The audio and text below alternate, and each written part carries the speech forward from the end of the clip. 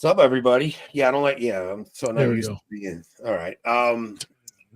What's going on, man? What a weird start. We didn't have a video tonight. Welcome back, everybody. It's been a while since I've seen our friend Nicholas here, man. It was kind of rough, not seeing you, bud. How you been? I'm good, dude. Good. I'm exhausted. I'm doing campaigning and midterms, and of the two, midterms are absolutely the worst. They are the worst. Yeah. So tonight we have Jeff Putnam on. Jeff, I've been friends with on Twitter for a while. Jeff has his own podcast that he does with what's your co-host name? Ed Jacko. Okay, yeah. So they do a podcast. It's a Jersey name. Don't ask. Like Tony Abate. Yeah, something like that. No, Abato. Sorry. Abato. Yeah. So yeah, Nick, you saw I made National Catholic Reporter, right? I did. Congratulations, I guess. My first foyer, and so Anthony doesn't know what finals are like. He's like midterms. Yeah, I never made it that midterms? far into school. That's a fair point. I don't know why I brought up school. Anyway, so I was following Jeff during Helene, and I saw he kind of got clobbered down there, and he had no power for the time, for like a significant period of time, Making coffee in a percolator on his grill. Yeah, and I kind of wanted to get into just finding out what it was like experiencing no power, having to come together with your neighbors, and just seeing what it's like kind of surviving a little mini apocalypse. Because like we kind of make fun of the Mormons for having those, MRE, I make fun of them, but I got a few cases of them in the basement. Yeah, of course, right? The military rationing meals and stuff. But sometimes it rains, right? Sometimes it snows. Sometimes you get hit with a freaking hurricane. Sometimes a flood comes. So it is always good to be prepared. But I've also seen people being ridiculously stupid about some of it. And they're like, how do you people not have any food saved? But it's like half these people, their food just like got washed away, whether they had supplies or not. So before we get into Jeff's story, because Jeff kind of had a pretty wild time during Helene, please go and make sure you guys are subscribed. I mean, I've never seen subscribers level off the way they have the last month or two. I don't know if that's like election algorithm stuff or what, but I think we lost subscribers since our Elon clip that we put up. But yeah, if you guys are not subscribed, please subscribe. We're also on Locals. We'll do an after show over on Locals. There's a interesting article Father Z put up. We'll probably talk about that over there tonight. And Nick, do you want to do any politics talk before we get into Jeff's story? Because I know you're probably itching to get some stuff off your mind. Actually, not. Believe it or not, I'm almost electioned out fully. I've just been on the ground campaigning, doing so much work that I'm just like, I talked to people in the chat yesterday for 6 hours. I'm like electioned out, but I mean, when it's election night, I'm sure we'll go crazy. This is actually hilarious. Oh my God. Trust me, if it allowed it, he'd make me do it. My freaking Twitter was stuck on bold. All right, so it would be, if I tweeted from my phone, it would just come out bold automatically. And unless I like manually turned it off, if I tweeted from my iPad, everything was fine. But I would never remember to turn it off. I would just tweet and it would come out bold. And it was just, everybody was like, stop tweeting in bold. Stop. I'm like, yeah, I'm just firing things off. But did something happen to your Twitter account? I don't know if I don't know. I have no idea. Okay, I saw someone in the chat posted something like that you got like blocked or something. Not blocked, like from a profile, but like someone had turned off your account or something like that for harassing somebody. I don't know. What that was. They kicked me off for a day for posting a video of a father spanking his kid. Ah, okay. And I just said, I'm not against spanking, but was this excessive? And I guess if you have any kind of like child stuff going on, they just give you an automatic it might have been Deacon Jim. I'm pretty sure it was Deacon Jim. Yeah, that's why I was confused. You know what, before we get into Jeff's story, Rob, I just sent the clip of Kamala at the town hall. We have to just play this real quick. Okay, give me a second. It's a short clip of Kamala that's so bad. Let me get this going here. I still cannot believe how dumb she is it's like she's been doing this for a few months now, and she does not have any new answers for questions that come at her all the time. And she keeps running to these rehearsed like lines that she comes up with there. It's so bad. You have to hear this. My So the question to questions you are going to be is, unburdened. my question to you is, what's your stance on reparations? We all know that America became great, off the backs of free black labor. Heck yeah. How progressive are you on making it a priority and righting America's wrongs? It's understood that you are running for president for all people of America. Asking for specifics for black communities doesn't mean don't do for others, but black Americans are heavily asked to vote Democrat in every election for over half a century with very little in return. What are your plans to address these very important issues and change that narrative? Thank you, Zeke. I appreciate that. Thank you. And thank you for your work. Listen to this answer. So to your point, yes, I am running to be a president for all Americans. That being said, I do have clear eyes about the disparities that exist and the context in which they exist, meaning history, to your point. So my agenda, well, first of all, on the point of reparations, it has to be studied. There's no question about that. And I've been very clear about that position. What position? In terms of my immediate plan, I will tell you a few of the following. One, as it relates to the economy, which is a lot of what you have addressed. Look, I grew up in the middle class. My mother, worked hard, raised me and my sister. She And did the by meme. the time I was in high school, she was able to afford our first. Wait, It's so over. as it relates to the economy, which is a lot of what you have just said. Here's my plan. Look, I grew up in middle class. Like, how does she do it? She's an NPC. Her programming hasn't been updated yet. What's funny is Took an arrow to the knee. So true. So true. So true. The few studies that have been done that kind of have explored the issue of what it would cost have also taken into account the amount of money given to black communities through things such as welfare and social aid and such. Turns out reparations are owed to us. Yeah. Yeah, they have a debt. if you really take into account all the different social programs that have kicked in over the years. So all right, look, we're down to what do we got? 2.5 weeks left? 3 weeks? Something like that. It's like 20-ish days. All right, so 3 weeks. We'll see what happens. But okay, so let's get into Jeff. Jeff, what state do you live in? You live in North Carolina, Tennessee? Where are you? No, I'm in South Carolina, but I'm just, 25 minutes from the North Carolina line. And so this thing hit. Did you guys have any preparation whatsoever? Like, did you have any idea how bad this thing was going to be? Because I feel like if I wasn't watching Twitter, I would never have known this thing even hit. It's like it was one of those things where when I saw the following hurricane in Florida that was about to hit, they amped it up like it was going to be the biggest hurricane in history that ever hit Florida, and it turns out to be like a Category 3 by the time it makes landfall. But Helene, I heard nothing about, and the only time I even realized something happened was when I started seeing videos on Twitter. Yeah, so we knew it was coming. We were told it was coming. But in the history of all hurricanes, the last time South Carolina got hit with any kind of real damage from a hurricane was 1989. Was that Gloria or Bob? It was like Hugo. Oh, Hugo. I remember Hugo. Yeah. But that hit on the Atlantic side 99% of the time, probably more than that, in the almost 40 years I've existed on this planet.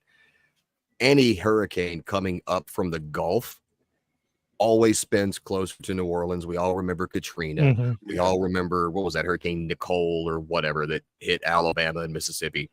But most of the time, it all fizzles out by the time it gets to us. So my preparation for a hurricane, there's a hurricane coming. I'm 4 hours from the coast. Yeah. I am in the northwestern corner of the state. When you look at where it made landfall in like the Florida Panhandle area, I am 600 plus miles away from where it made landfall. Yeah. Why would I worry about a hurricane? I'm going to get some rain. Yeah. All right. It's been raining all week, throwing storms off this. Yeah, we might get some tornadoes. That happens a lot here because where I live is in the foothills of the Appalachian Mountains. And all of a sudden, oh, it's going to be super huge. Well, when Helene hit and made landfall, it made landfall at like a Cat 4. Yeah. 600 miles inland, it had only downgraded to a Cat 1, and it was over my house. My house was in that inner wall of the eye of a Cat 1 hurricane. It's And like 80 we'd mile never an hour seen, winds, right? yeah, we'd never seen that kind of stuff here outside of a tornado. Mm-hmm. You know, hurricanes are unheard of this far inland, but just up north of us, because I'm maybe 90 minutes from Asheville, North Carolina, they had gotten the same kind of rain bands that we got getting thrown off this storm. And so they got like 15 inches of rain the same week that Helene showed up, went right over my house, and then probably within 30 to 45 minutes of it passing my house, they got bombarded. Yeah. But the Appalachian Range, right there where it meets into the Smoky Mountains, blocked the hurricane, so it stalled right over them, and it just kept churning until it died out. And so they got just dumped. So that's like Asheville area, right? Mm-hmm. Yeah, that's Asheville, that's Spruce Pine, that's Chimney Rock. the Chimney Rock area. I want to say Waynesville, like Lake Junaluska, all those places, because I got family up there too. And so they didn't gnarly. get hit with the wind as much as they got dumped on with the rain, like an insane amount of rain, and that caused all the rivers to overflow. And I mean, we've seen some of the videos I've seen are just so horrific. I'm pretty sure they got a lot of the wind too, just because it's already windy up there in the mountains as it is. Yeah. And then when you have a storm of this magnitude just churning overhead, stalled out, can't pass by them. Yeah, that's wild. So now the storm hits. How far into the storm do you lose power? Is it right away, or is it like when do you know you're in trouble? So we went to bed Thursday night, 10 o'clock at night. It's probably going to be windy. It's going to be rainy. I got my muck boots out so I could take the dog out, when I get up at 5. So I get up at 5. Holy crap, power is still on. Everything seems normal. It had been misting rain all night the night before. Walk outside. It's kind of just weirdly calm, a little misty, couple of gusts of breeze coming through. And then it was like 5:07 in the morning. Everything just went dark. I'm outside with my dog on a leash. Every street light that I could see in the distance went off. I heard the power at my house kick off, and we lost power. Oh, well, no big deal. Walk in the house, put the dog's leash up. I guess I'll make coffee in the fireplace because it's going to be windy and rainy. And my wife was up because the power got kicked off. And that's when we started hearing some of the trees start whipping. It was right as it started to get close to us. And so we just kind of rode it out for a few storm hours. even hits. You lose power before the storm actually comes in. So it must have knocked something out downwind, and it just hadn't even gotten to you yet. Yeah, it was pretty gnarly because I'm like every other guy. There's a huge storm. I got to go stand on the porch and look. 100%. So I'm walking out onto my porch, and I can see that the town that's probably like 10 minutes from me on the horizon on the western side, I could see that they still had power. But then I kept seeing these bright blue flashes that seemed to be going in sequence from my right to my left. And I realized those were the transformers blowing because it was just shutting off. And I came back inside and told my wife, I was like, well, they lost power over there. I just saw all the explosions. And a buddy of mine who lives in that area was Facebooking. I just heard transformers exploding in series. So this might be a little wild. Now when you lose power, do you lose internet too, or are you still cell signal? Like how? Because that to me is kind of the craziest thing. You're up in the mountains and seeing some of these people's stories where they're like, we just could not communicate. Like you see Elon's trying to get Starlink in there, and he's trying to just get communications back up because man, it hit in a way where you would just never expect, and you just assume it's like, all right, well, I'll be able to get we're so dependent on our technology now that I don't even have a landline in my house. So if I lose cell service, I can't get a phone call out. Yeah. You can now, actually, with the new iOS updates. Emergency calls, right? You can get to 911 at least. No. New iPhones can reach satellite. Oh, okay. Even not just in an emergency? Anytime, like I thought that was just for 911. No, from now on, anytime your like iPhone 15 or newer has no cell signal at all, you will be able to send messages through satellite. Oh, okay. That's good to know. Oh, you Android users. All right. So okay. So take me through this now. So you lose power. You have no cell signal, nothing, right? We had cell signal, but it was pretty spotty.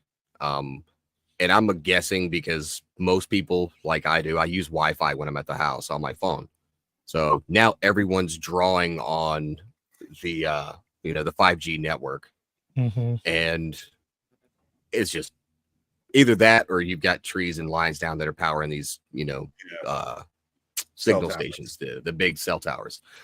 So look, okay, it is what it is. We're just gonna ride it out, and kept hearing trees cracking and falling. Kept going up to the windows with my spotlight trying to see if anything was like leaning on the house or the neighbor's house. And giant oak right behind this wall went down. We could only hear it because it was still 6 o'clock in the morning. Sun's not up. And that just kind of went on for the first few hours. It wasn't even that bad rain wise. It was just a lot of wind. And so this about 8 o'clock in the morning, I'm standing on the porch, got my coffee in my hand, got a cigarette in the other hand, and I'm watching these rain bands come in. And it was so wild because I've got some woods where my neighbors will do some hunting right over in this direction. And you can see these trees whipping, and then they stop. And then the trees maybe 100 feet closer to me start whipping, and then they stop.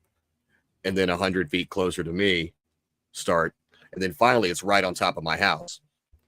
And it's blowing really hard. So you could see it coming in like stages. Starts over here, here, here, here. And that went on for good 10, 20 minutes. And about, I don't know, I was finished the cigarette and getting ready to walk inside the house. And I heard something creaking. And I looked over, and I've got this 70-foot tall pecan tree right next to where I parked my car. And I go, I'm going to go move the car. So I got the car and I pulled it into the front yard. Right. No sooner than I pulled the car into the front yard, got back onto the porch, the ground was so saturated, and the force of the winds just pushed the pecan tree right on top of my house with me still standing on the front porch. Wow. And my porch is covered, but it was one of those, it was almost like a Tarantino film where I turned, saw it coming, and just, yeah. I didn't even try to move. I didn't immediately drop into a Latin, Hail Mary or act of contrition.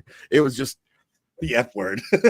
Yeah, exactly what it was. It was no Hail Mary. It was mother. Like, But my 18-year-old son was in the kitchen in the window, peeking out, and he saw it coming towards the house too. Well, I guess he misjudged the angle, or he panicked because he turned to try to run away from the window, because this is a huge tree coming right at the side of the house. But he only makes it like a half a foot because this giant custom kitchen island that I built was in his way. And so he just he caught it right across the stomach and went down on the floor like a sack of potatoes at full speed. Like he went from 0 to 60 in the millisecond that he tried to run, and hit and then the went wall from 60 to 0 instantly.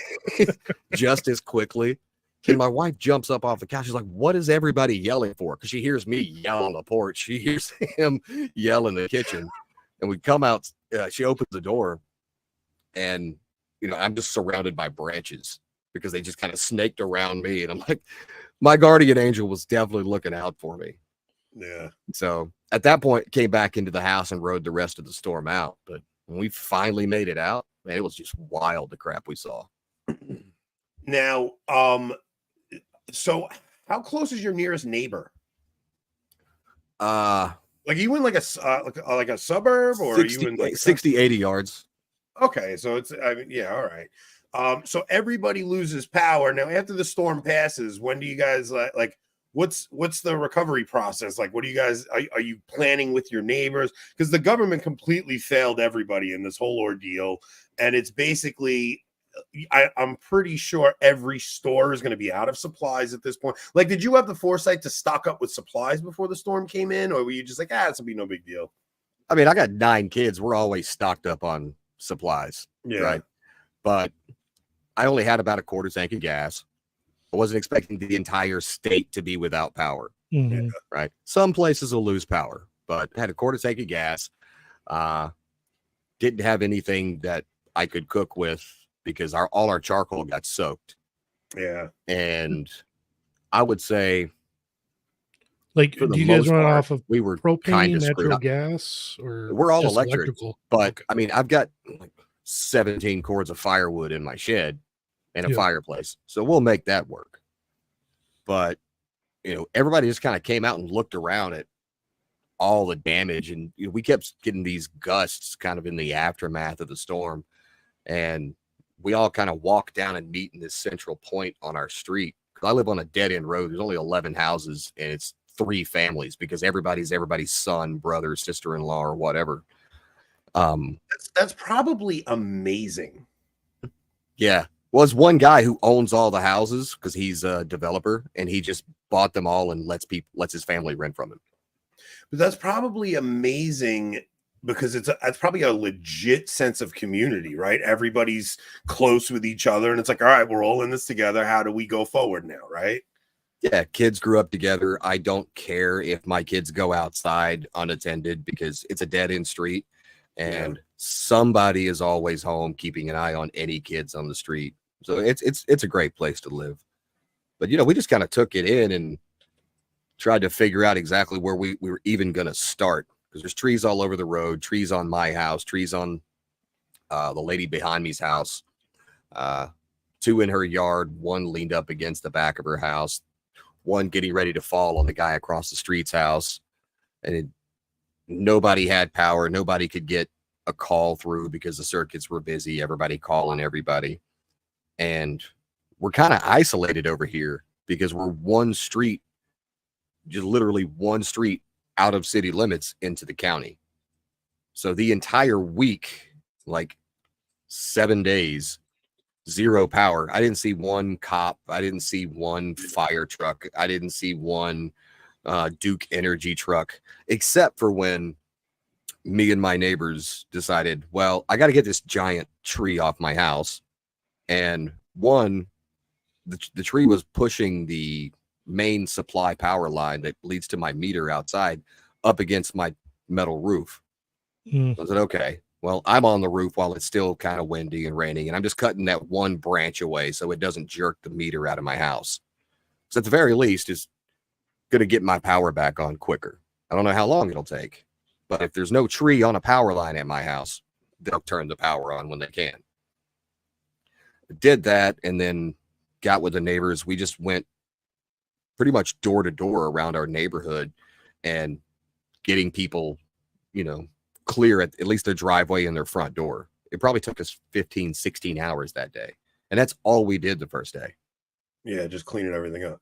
Let me ask you something. So if you had the foresight of knowing what you were about to face, what supplies would you have gotten to be help people prepare for something like this? You know what I mean? What do you wish you had, and what did you think would be useful that was useless? I'll tell you what, some dehydrated meals would have been awesome because we could still boil water on the grill and the fireplace. We end up spending way too much money on the overpriced supplies, because don't let them tell you they didn't price gouge. Paying $70 for like a shopping basket full of, what is those Knoll soup mixes and stuff. Yeah.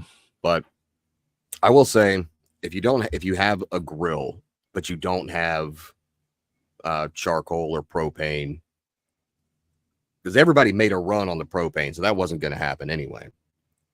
The stupidest idea came to my mind when I found out that there was a store probably 25 minutes from my house that had power because they were running on generators.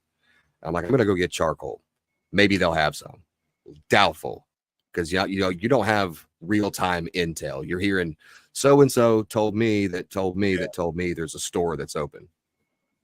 So I get out there, and of course it's packed. Everybody's walking through the parking lot with flashlights because only the interior lights are on.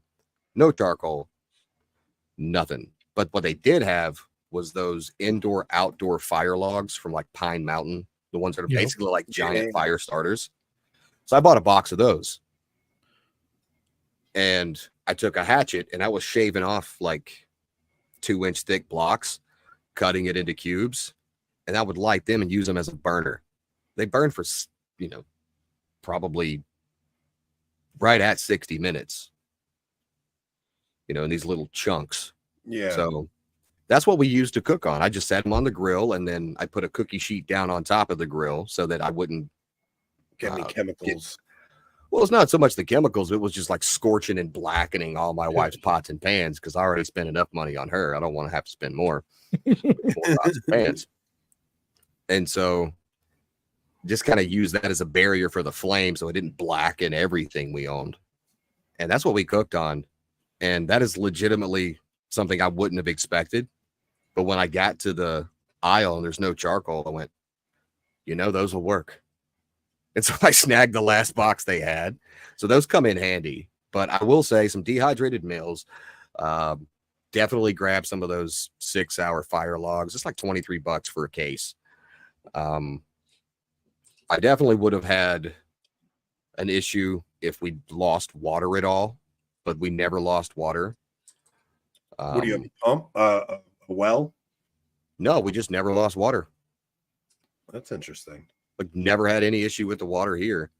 But like I said, this is the river that supplies every place with water. And luckily there were smart people running the dams and the causeways that didn't let them overfill. And we didn't have any issues with trees ripping up water lines either. So I would have been screwed if that hadn't have happened.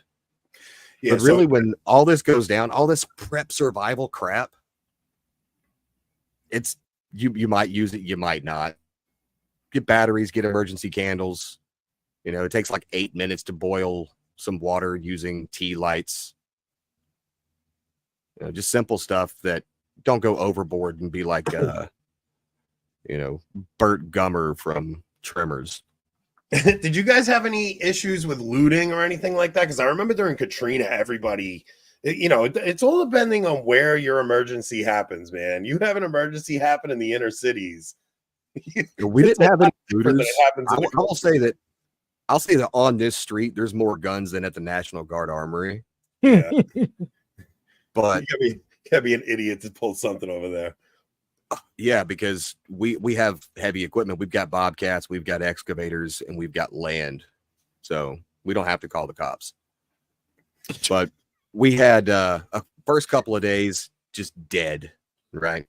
But then once the initial, okay, everybody's been able to find some supplies or go get gas and nobody's freaking out anymore. You get the wanderers, I call them creepers, people that have never been in your neighborhood the entire 10 years you've been in it. But all of a sudden, they're walking down your street looking around. And then they're not really doing anything. Right. And like, I don't know you and you don't belong on this street. We get very back of the bus on this side of town when it comes to that. Like, no, you get off the street. This is a sundown street. Okay, leave. And but we started seeing more and more people. And to be honest, never seen them. And they didn't exactly look like they were the charitable type. So, hey, sons, daughter, how would you like to go outside and shoot steel targets and rapid fire while just before bed? Something to give us something to do. And so make some noise. we went out, did that, made some noise, and we didn't see him come back. All right. So you mentioned you had 9 kids. You're a convert, right? I am. How long ago did you convert?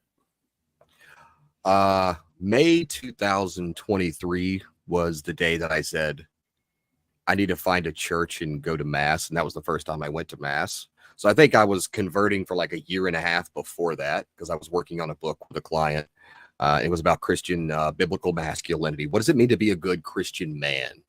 Right? Because obviously modern Christianity's lost its balls. and it's very, you get some fat, effeminate pastor crying in the pulpit kind of thing. It's endemic at this point. So we were going through writing that book, and that led to me asking questions. And one day, probably 18 months into the project, I just prayed. I'm sitting there on my patio, and I was like, God, I don't even know if I'm doing this right. I don't even know if you're real, if you can hear me. But if you are real and if you can hear me, just give me some kind of sign as what to do, because I don't know. And I left it at that. And a couple of weeks later, I attended my first mass. Been going ever since. So you had 9 kids before your conversion? Yeah. 7 before your conversion? Like, because you don't hear that very often. Well, there's a couple of reasons. One, my wife finds me irresistible. 2, I married a Latina. Okay. Now, was she Catholic, taking her faith seriously? She was a cradle Catholic, but she was never confirmed, never received First Communion, even though every single one of her brothers and sisters are named after saints. She's a Hispanic woman who spent like the first 8 years of her life around Boston. So you can't get more Catholic than that. Yeah. Except her father was in the military, then moved around a lot, and the catechism thing just kind of fell to the wayside. Yeah, that was a lot of us growing up. So, I'm curious why you guys didn't fall for the prominent lie in the culture of birth control. Like, was it? I don't like it. Was that what it was? Or was it just you just thought it? Like, I don't know, because usually I'm telling it's very rare you hear that from non-Catholics. It's like if you hear somebody has 9 kids, you just assume they're Catholic. Was it for health reasons? Was it more just you didn't like your wife's attitude when she was on it? Like, what was it? Anything specific? Yeah, because they're annoying when they're on it. I don't know. Yeah, my wife's never been on it, but no, just didn't care. Well, what if you have another kid? Well, then I'll buy another bed and another set of clothes. I don't understand the question. Well, right now you've got 9. Are you doing anything? Are you guys doing NFP? No. Why not? If I have another kid, I have another kid. If I don't have another kid, golly, it was fun trying. Yeah. Well, what about the money? I'll just make more. We'll figure it out. Yeah. We've got dressers. We can start using drawers as cribs. Okay. Yeah, I grew up with 8 siblings, so I never had my own room growing up. Like it would be like 3 of us in a room at once. My brother's bedroom was the hallway at one point. It's like the hallway between the 2 siblings on one side and 2 siblings on the other. Then my little brother was in the hallway. That was his bedroom. Like kids today are just so spoiled. They just like the idea of having to share things like that is just preposterous to them. But the only one that's gonna have her own room is my daughter, because I've only got 1 girl out of 9. Get out of here. That's wild. I'm so glad it's not the other way around. Yeah, man, thank God for you. Yeah. How old is she? She's getting ready to be 12. Okay, yeah. My daughter's I have a 14-year-old and a 16-year-old daughter, man. Those are the fun years. You start getting. So wait, what's the oldest to youngest ratio? Oldest is 25, youngest is just turned 10 on Sunday. Okay. Oh wow. Man, you guys are busy. Like there's only 3 that are under 18 in the house. I've got 2 in the house now that are 18 and 19. And are the older ones all moved out? Yeah. Oh, like that's one of them. Okay. Like my 21-year-old son, he's 7 Special Forces group. He's stationed down in Florida.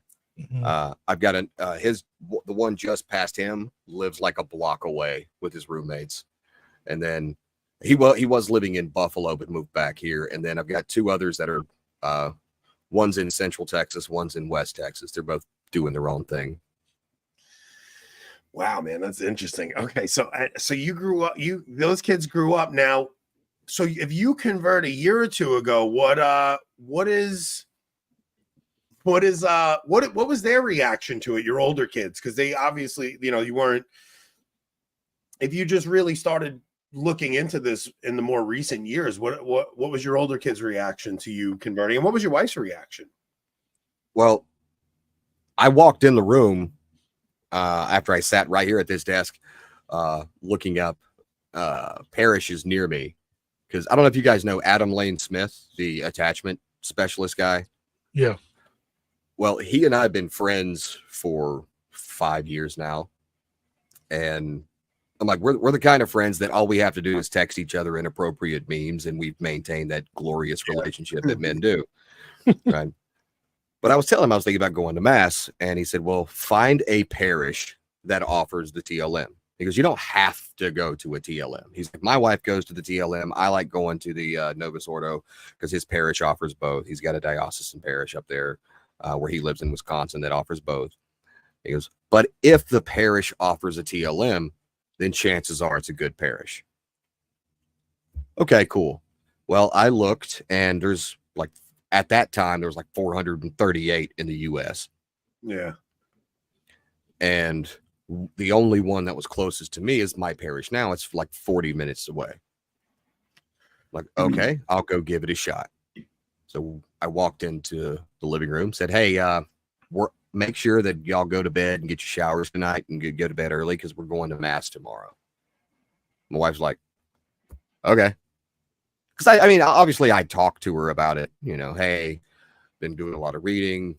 I believe it or not, I even prayed, this kind of thing. And she was just like, okay, cool. She wasn't like pushing me into it or pulling me back from it. Yeah. She was like, all right, whatever. And so the next day we went to mass. It was a high mass, a sung mass, and sitting out through it, I obviously have no idea what I'm doing. Oh, they're standing now, that kind of thing. And I've got it in my mind, be careful, because a lot of these parishes have like gone progressive and woke.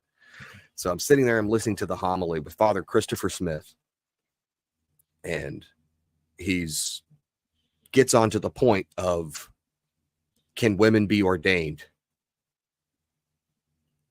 And I'm like, all right. I'm sitting on the end of the aisle, and I get my right foot out. I'm not going to make a scene, but I will quietly dismiss my family the next time everyone stands. I don't know when that'll be because I've never been to mass before, but I will quietly just, okay, we'll go somewhere else. And he starts off the homily. He's talking about, I've had a couple of parishioners that come to me asking if we could have female altar servers. And my response is, LOL, no. I said, oh, okay, I'm sitting right here. I put my leg right back in the aisle. I'm like, all right, let's see how far this guy goes. And he went all the way down the most based explanation of why women can't be ordained. And if they want to serve, there's plenty of other ways, but you're not getting this. Okay, I think I found my parish. So after mass, we're walking out. I walked up to the communion rail, kneeled, arms crossed, received a blessing from the priest.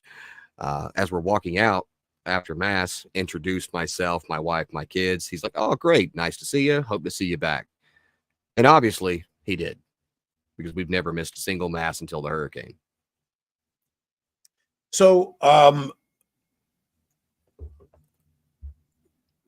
right. So you had to go through the RCIA process, or what? Yeah. Yeah. But it was at that parish. So now, so did your wife make her confirmation? Does she kind of just let you go on your own? Oh, she did hers too. No, I told her, I said, we're Catholic now, so you're going to go through RCIA. And she goes, okay. And then my son, the oldest one, who's under 18, 14 at the time, said, you're coming too, because you're too old to be in RE, where I stuck my youngest son and my daughter. So you'll just come with me. Yeah. He was okay. My youngest son was baptized at the Easter Vigil this year. My daughter received baptism and First Communion. And then my son received baptism, confirmation, First Communion, all at the Easter Vigil. Yeah, we are Catholic. So, all right. So And this then- whole but my start- wife and I couldn't do it because we had to have our marriage convalidated. We had a civil union marriage. And it was Yeah. one of those where I woke up one morning, we already had 5 kids. I rolled over and said, "Hey, go do your hair and makeup. We're getting married." And she said, "Okay." So that's what we did. We went to the courthouse, paid, eloped, went to the lake and ate tacos. Super romantic. But we had to go and send the paperwork. We had to meet with one of the deacons, send the paperwork to the Diocese of Charleston, get that back, then get it scheduled with the priest. And so it was June 22nd, 3 p.m. Had our marriage convalidated. Good old Catholic wedding with our friends that we'd made at the parish, who went to RCIA with us. Actually, they came into the church the same time my kids did. And then 2 hours later, an hour and a half later, we went to the 5 p.m. vigil mass that Saturday, and we were both confirmed. Well, I was baptized and confirmed and confirmation. My wife got confirmation and first communion. what were you raised as? Nothing. You were just you like what? You I was had no raised religion? Southern Baptist. I mean, I grew up in the Bible Belt, but down here it's like, well, you get baptized whenever you want, kind of thing. Yeah. Just go up there and make a show of it. And I just never did. You see, when I was 17, I joined the army, and my uncle was my legal guardian, my mom's brother. He signed the papers and go do whatever. That's fine. But I never had like this, I guess you call it feeling, like what you see these kind of performative Protestants do. They're like, and I didn't go to like snake charming church. It was a First Baptist church, right? Beautiful hymns, beautiful service. They weren't over the top performative, but I didn't feel any kind of connection. I didn't even feel like I believed, like everyone else around me appeared to do. Yeah. I'm like, oh, I guess I don't know. I was never atheist, but it was more like, I'm agnostic, I think. That kind of thing. And so 25 years go by and I'm like, we're Catholic now. It's so funny, man. So what's it been like acclimating to the the climate in modern day Catholicism? Because you come in 2022, you really don't know what you're getting yourself into, and then you start learning about the cliques, right? You start learning about the different tribes and all that stuff. Like what was your introduction into this world? Like who were you listening to? What were you and was it mainly Twitter and stuff that you started finding this stuff out? Like when do you start finding out about all the cliques? It was definitely the online, because at my parish is the home of the TLM in our deanery. Yeah. So we've got a low mass at 8, we've got the high mass at 10, and we've got the TLM at 12. The people that go to my parish, if they can't make the 12, they go to the 10. They can't make the 10, they go to the 8. They can't make the 10, they go to the 12. It's completely interchangeable, and they don't view like, well, this is TLM only, or this is Novus Ordo only, or this is. They don't do any of that crap. They're normal adults, I guess. Yeah. They're like, oh, which mass do you go to? I go to the 12. Oh, cool. You should come to the 10. Yeah, I'll be there. That way we could go to lunch after. And that's literally it. You guys have an actual mutual enrichment parish. It's rare. Yeah. Like I the love only thing Nick. that's Nick's like, no. the only thing that's specific to the TLM at my parish is they've got a potluck in every month. Yeah. Right. But it's the same priest. The reason that my parish became the home of the TLM is because my priest, Father Smith, I mean, he's got a resume as long as my arm of just how much he's done within the church and like all of his different qualifications. And he was just accepted into the Order of St. George, and got to meet, what's his name, Prince Felipe or whatever in DC just a few weeks ago. But he was the only one qualified in the diocese to lead the TLM. And so he bases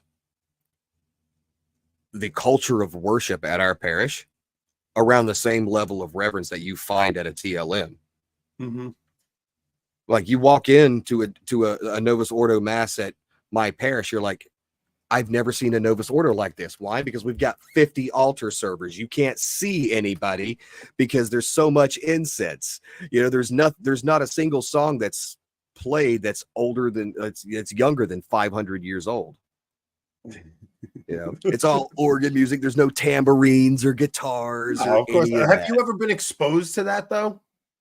I've never seen a mass like that. It's You've the never only seen a parish mass like I've that. been to. That's interesting. I've never seen a mass where I walked in feeling one way and I walked out, because all the masses I've gone to have been at my parish, where I walked out feeling like something incredible just happened. Yeah. Right? Like, you won't find people standing and taking communion on the hand. We've got like a 200-foot altar rail wrapped around the sanctuary. Everyone's kneeling on the tongue. My priest won't even give it to you in that. He's like, no, kneel. Yeah. Yeah, that's interesting, man, because like growing up in Novus Ordo land, like you can't imagine some of the stuff I've been exposed to. I mean, look, you're very fortunate that you have a really good parish like that.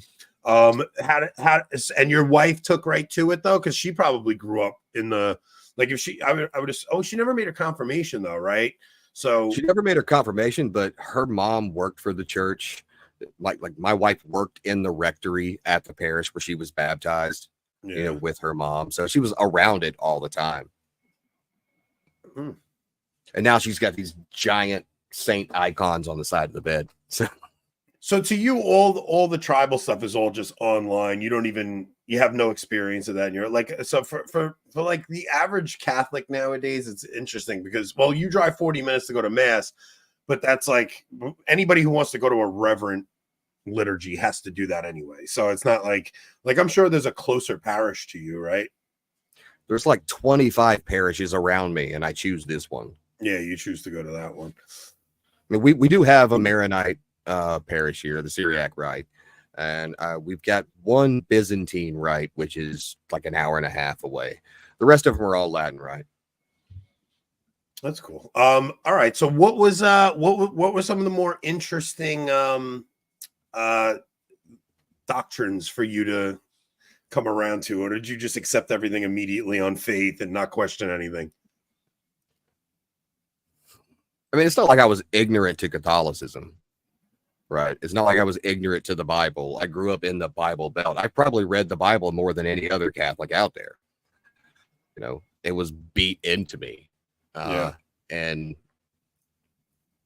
I think for the most part, when I was going through RCIA, I went in there going, you know, treat me like Jon Snow. I know nothing. Right. And there hasn't been at least any single doctrine that I go, this can't be right. It's more of, I don't understand it, but I'm also not that intelligent. So it's probably true. And I just can't figure it out. Yeah. Yet. That's the way I approached everything going through RCIA. Anytime I have questions, you know, my priest is on speed dial on my phone. And I'm like, okay, I don't get it. I can't quite explain it, but it's probably true. Otherwise, it wouldn't be a doctrine. You know, you just need to either figure it out or be like, I don't need to know how the sausage is made to know it tastes good. All right. All right, man. Yeah, no, this is interesting. So what have you guys been doing on your on your actual podcast? You guys have our pal Keith Nestor coming on there, huh? Yeah, it was supposed to be on, I believe it was either tomorrow or the day after, but we have to do a reschedule at the last minute. I didn't even remember until today, so I'm not sure if it'll still happen. At least this week. It'll still happen, but not sure if it'll happen this week. But most of it, me and Ed just wanted, I mean, it's kind of like this. We just talk. We talk to each other. We don't talk to the camera. You know, we talk about crap we've seen, complain, make inappropriate jokes, and sometimes we have cool people on. What made you start doing it? Oh, this is not my first rodeo. I've had 2 other podcasts in the past, and I just like doing it. What were the topics on the other ones? Just the other ones I've never voted in my life, but I'm going to this year for Trump. simply because they shot at him, and I know it's going to piss a lot of people off that I say it. I know I said Rob was antagonistic, but here I am. But no, I mean, I interviewed all kinds of people. Like I used to travel around a lot with all these different social media circle people that I've met. I've probably met over 100 of the people that I interact with on Twitter in person. Yeah. I would have everyone from like Ed Lattimore on. I've had Andrew Tate and Tristan Tate. Like I knew they were having kids before everyone else did because they were telling me, and off screen or off camera. Steve Murphy and Javier Pena, the DEA agents that took down Pablo Escobar. I got to meet them and hang out with them. We actually knew each other by 1 degree of separation. Just interesting people to get on and talk about whatever it was they were doing. That was pretty much the topic. All right. Well, where can everybody find your show? You can always find it on Twitter when we get back to running it. It's been 2 weeks because of hurricane and logistic stuff, but it's right there on Twitter. My at the Jeff Putnam. When it's streaming previously, we usually drop it at 3 p.m. Eastern, but it's also on YouTube. It's the Catholic Convert Show, and you can find the audio episodes on Substack, Apple Podcasts, YouTube Podcasts, and that's about the only places you can find it unless you show up in my driveway. But this is a sundown street, remember. All right, man. Well, Jeff, thank you, man. It was nice to get to know you. Me, Rob, and Nick are going to go and do our after show over on Locals. If you ever need any help with anything, if you need help plugging anything, just reach out to us. Let us know, man. It was fun getting to know you a little bit, and it was a pleasure, brother. Sounds good. I know I didn't get to hear too much of Nick's takes, but I'm assuming the way he shook his head, he was in vapid disapproval of everything. Nick's a convert too, but he's like a Mussolini convert when it comes to the Latin Mass. So, But he shook his head yes when you talked about voting for Trump. Like I attend Latin Mass whenever I can, but the only reason I attend the 10 a.m. Novus Ordo is because my kids go to catechism at 9, and then and then I'm already there, or I could pick them up at 10, drive 40 minutes home, turn around, drive 40 minutes back just to go to the TLM at 12. Nick, you want to send me some gas money? I'll do that, buddy. Dude, I'd rather send you gas money. I'll send you some books. I'll get your address. I'll send you some books. What do you want to do? I'll send you some because I can't fill my car with books, Nick. No, but it'll last you longer in life than gas will, my friend. Hey, Nick, I'll make all the help I can get. I'm just a dumb redneck. Nah, Jeff, this was fun, man. We'll get you back on sometime soon, man. Thanks for coming on with us. Oh, you guys have poor taste. Appreciate it.